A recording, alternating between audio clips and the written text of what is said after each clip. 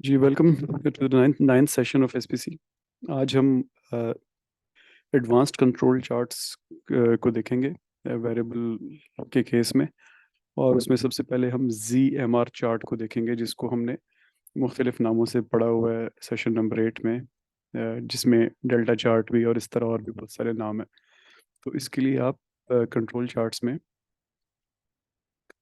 For individual में G M R में जाएंगे। तो जब आप control charts of variable for individual में जीएमआर पे माउस रखते हैं, तो आपको बताता है monitor the mean and variation of different parts when relatively few units are made for each part as in short run processes. तो जब आप कोई ऐसा प्रोसेस आपका है जिसमें बड़े लंबे चौड़े सैंपल आपके पास नहीं होते, दो तीन चार ज़्यादा से ज़्यादा आप सैंपल बना रहे, सॉरी, पार्ट्स बना रहे होते हैं। और ये भी मुमकिन है कि आप मुख्तलिफ साइजेस के पार्ट्स बना रहे हो, यानी तीन एक साइज के बनाए, तीन दूसरे साइज के बनाए, वगैरह वगैरह। यानी उनका की क्वालिटी करेक्टरिस्टिक वही है, मे बी लेंथ हो, वेट हो, कंसंट्रेशन हो, कुछ भी हो।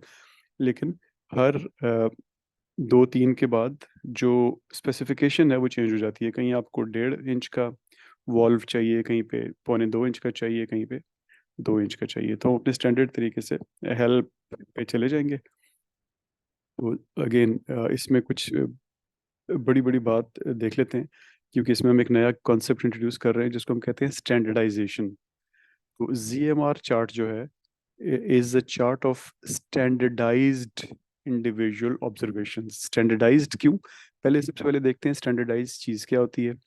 स्टैंडर्डाइजेशन बेसिकली किसी भी मुख्तलिफ सेट ऑफ डेटाज को एक स्केल पे लाने को कहते हैं। जैसे फॉर एग्जांपल आप पाकिस्तानियों की और अमेरिकन्स की और इंडोनेशियंस की हाइट्स कंपेयर कर रहे हों, तो अमेरिकन्स आपको 6 सवा 6 फुट की एवरेज पे मिलेंगे, पाकिस्तानी आपको 5.5 पौने 6 फुट की एवरेज पे मिलेंगे, और इंडोनेशियंस आपको 5.25 फुट की एवरेज पे मिलेंगे। तो उन तीनों को और उनके अंदर की वेरिएशन को डायरेक्टली कंपेयर नहीं किया जा सकता, क्योंकि वो, इमेजिन करें एक कंट्रोल चार्ट बन रहा है, तो एक बहुत ऊपर बन रहा होगा, एक दरमियान में बन रहा होगा, एक नीचे बन रहा होगा, एक काइंड ऑफ जो रीडिंग्स होगी, तो उनको आप रिलेटिवली कंपेयर नहीं कर सकेंगे। तो उन उसके लिए ज़रूरी होता है कि उन तीनों को, या जितने भी आपके पास सब ग्रुप्स हैं, उनको एक लेवल पे लाया जाए, एक स्केल पे लाया जाए। उसको हम स्टैंडर्डाइजेशन कहते हैं।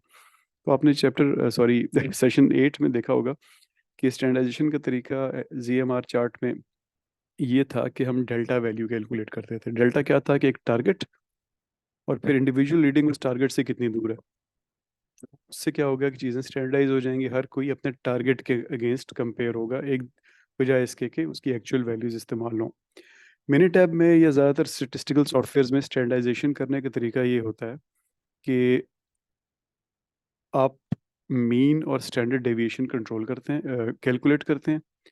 मीन जो है उसको माइनस करते हैं एक पर्टिकुलर रीडिंग से, और फिर उसको स्टैंडर्ड डेविएशन से, for example you may produce 20 units, standard deviation से उसको डिवाइड कर देते हैं। तो यहाँ पे उसके बारे में टेक्स्ट लिखा हुआ है कि standard standard control charting techniques rely upon sufficiently large amount of data, ताकि वो आपके प्रोसेस के पैरामीटर्स कैलकुलेट कर सके, जिसमें मीन और स्टैंडर्ड डेविएशन आते हैं। शॉर्ट रन प्रोसेसेस में इतना डेटा होता ही नहीं है कि आप ये दोनों कैलकुलेट कर सकें। तो फिर आप क्या करते हैं कि you can use a single machine और process to produce many different parts वगैरह, जो भी आपका केस है। इसमें अगर आपके रन जो हैं लार्ज इनफ हों भी, तो मे भी आपको फिर अलग अलग कंट्रोल चार्ट्स चाहिए होंगे। तो इस चीज़ को एड्रेस करने के लिए आप क्या करते हैं कि डेटा को स्टैंडर्डाइज करते हैं। तो अब स्टैंडर्डाइजेशन का जो सबसे कॉमनली यूज्ड मेथड है वो ये है कि आप एवरेज और स्टैंडर्ड डेविएशन लेके और मीन को सब्ट्रैक्ट करें, एक पर्टिकुलर या किसी जितनी भी रीडिंग्स आपके पास हर एक से मीन को सब्ट्रैक्ट करें, और फिर उसको डिवाइड कर दें स्टैंडर्ड डेविएशन से। तो इससे वो डेटा स्टैंडर्डाइज हो जाता है और एक दूसरे से कंपेयर किया जा सकता है। स्टैंडर्डाइजेशन के इसके अलावा भी तरीके होते हैं। एक तरीका ये हो सकता है कि आप उसको किसी ऐसे फैक्टर से मल्टीप्लाई करें कि वो डेटा को फोर्स करे कि वो 0 और 1 के दरमियान रहे। इस तरह और भी बहुत सारे तरीके हो सकते हैं, लेकिन स्टैट्स के सॉफ्टवेयर जो है वो ये वाला तरीका यूज़ करते हैं, और ये सबसे ज़्यादा अच्छा और एक्यूरेट तरीका है कि आप मीन माइनस करें वैल्यू में से और उसको स्टैंडर्ड डेविएशन पे डिवाइड कर दें। एग्जांपल देख लेते हैं अपने स्टैंडर्ड तरीके से। अब ये वही EXH_QC को यूज़ कर रहा है, और वेरिएबल्स में कह रहा है थिकनेस को यूज़ करें, और पार्ट इंटीग्रेटर में ग्रेड को यूज़ करें। तो हम चलते हैं मिनट ऐप पे और वर्कशीट खोलते हैं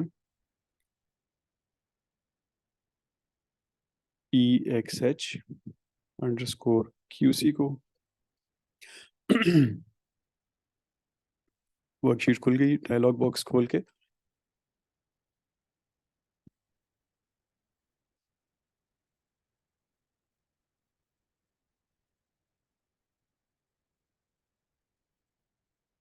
हम वेरिएबल में थिकनेस को सिलेक्ट कर रहे हैं। अब आप देख रहे हैं कि यहाँ पे ग्रेड वाला अवेलेबल ही नहीं है, क्योंकि वेरिएबल में खाली वेरिएबल डेटा होता है, और ग्रेड वाला डेटा जो है वो टेक्स्ट डेटा है। तो जब आप पार्ट इंडिकेटर के अंदर क्लिक करेंगे तो फिर ये ग्रेड वाला अवेलेबल होगा।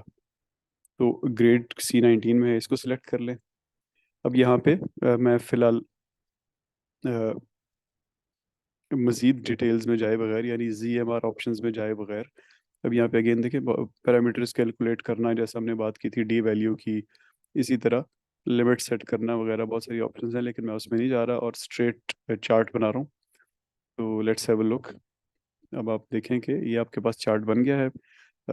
It's a straight forward chart, data control limits के अंदर है, और कोई स्पेसिफिक इसके अंदर ऐसी ट्रेंड या इंडिकेशन नहीं है कि हमें कोई अलार्म हो। तो ये ऊपर वाला जो चार्ट है, ये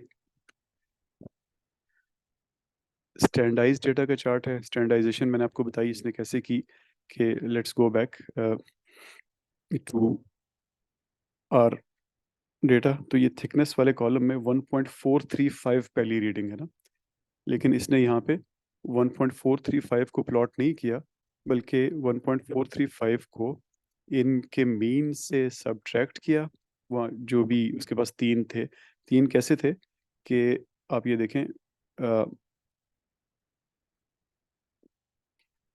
ये ये थिकनेस और ग्रेड को देखें तो इसके पास बी की तीन रीडिंग्स हैं। तो इन तीनों का इसने मीन लिया और इन्हीं के स्टैंडर्ड डेविएशन से उसको डिवाइड कर दिया। तो जो वैल्यू आई वो वैल्यू यहाँ पे प्लॉट कर दी, इसी तरह दूसरे की, इसी तरह तीसरे की।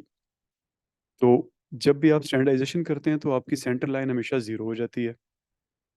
जब सेंटर लाइन ज़ीरो हो जाती है तो इसका मतलब है कि स्टैंडर्ड डेविएशन 1 हो जाती है। तो एक स्टैंडर्ड डेविएशन को 3 बार, यानी 3 स्टैंडर्ड डेविएशन अबव को UCL कहते हैं, और बिलो को LCL कहते हैं। तो आप 1 और 3 और 3 की लाइंस लगा देते हैं, और 0 आपका सेंटर होता है। तो वहाँ से फिर आप स्टैंडर्डाइज डेटा को एक दूसरे के साथ कंपेयर कर सकते हैं। तो ये है जी ZMR चार्ट्स। आपने देखा होगा कि ये मोर और लेस दूसरे चार्ट्स की तरह ही हैं, बस फ़र्क सिर्फ ये है कि यहाँ सैम्पल साइज कम था, और हमारे पास स्टैंडर्डाइजेशन की ज़रूरत थी, क्योंकि सबके टारगेट भी अलग अलग थे। यानी ये जो एक एक सैंपल था वो एक ही मीन उनका नहीं था, बल्कि मुख्तलिफ मीन थे। तो उनको आपस में कंपेयर करने के लिए हमने ZMR चार्ट को इस्तेमाल किया। नीचे आप देखें तो MR का मतलब मूविंग रेंज, तो उसी तरह पहले 2 पॉइंट्स का फ़र्क यहाँ प्लॉट कर दिया, मूविंग रेंज आ गई, नंबर 3 और 2 का फ़र्क यहाँ प्लॉट कर दिया। अब ये मूविंग रेंज में दो दो पॉइंट्स हैं, क्योंकि डिफरेंसेस यहाँ पे दो हैं। पहले में 2 - 1 है और दूसरे में 3 - 2 है। This was your ZMR chart.